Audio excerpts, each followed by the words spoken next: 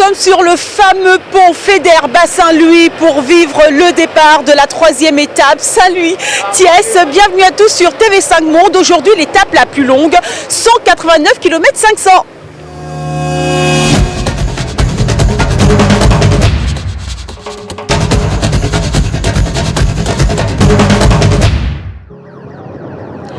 Ville-étape de la 3e journée, Saint-Louis, ancienne capitale du Sénégal et de la Mauritanie. Si les Saint-Louisiens s'affairent ce matin, les coureurs aussi. Certains sont déjà prêts pour en découdre et attendent. D'autres affûtent leurs dernières armes devant de jeunes curieux.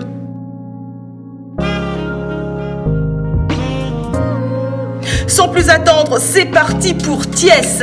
Dans les jambes, il faudra tenir 189 km 500, s'économiser, être stratégique et aller jusqu'au bout. Et pourquoi pas, pour les Allemands, tenter de contrer la domination algérienne depuis le début du tour.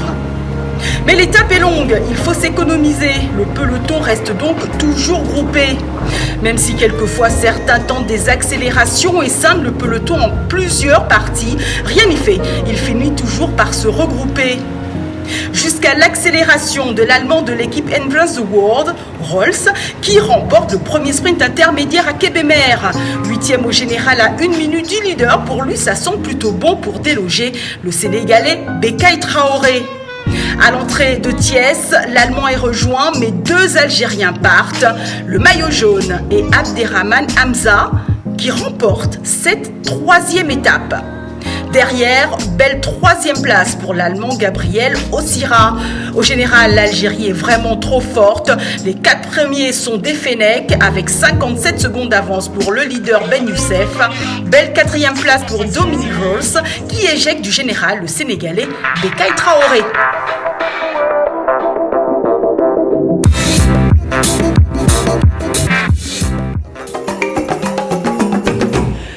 Nous continuons à vous faire découvrir le Sénégal à travers son tour cycliste international et comment ne pas s'arrêter sur le légendaire port de Saint-Louis. Si la ville de Saint-Louis est répertoriée sur la liste du patrimoine par l'UNESCO, ce n'est pas un hasard. Connue comme l'une des plus importantes villes sénégalaises historiquement, celle que l'on surnommait la Venise africaine n'a rien perdu de sa forte aura.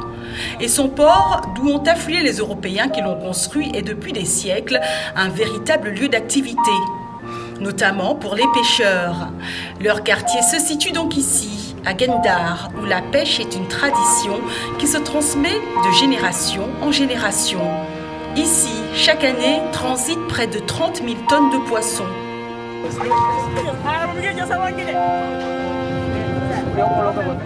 Le quotidien est donc rythmé par ce que produit la mer. La quasi-totalité de la population masculine est composée de pêcheurs qui rentrent avec leur butin après plusieurs jours d'affilée passés au large, car la ressource de poissons de proximité s'est considérablement effondrée pendant les 20 dernières années pour cause de surpêche par les chalutiers européens et asiatiques.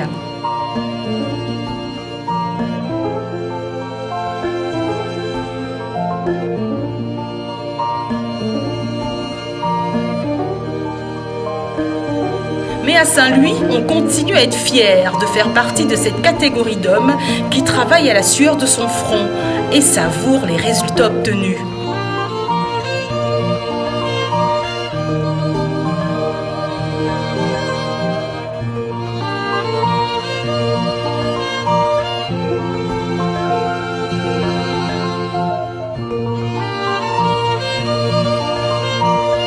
Si les pêcheurs sont la principale âme du quartier de Gendar, les moyens de locomotion le sont également, car des milliers de pirogues colorées jonchent les plages de ce lieu historique.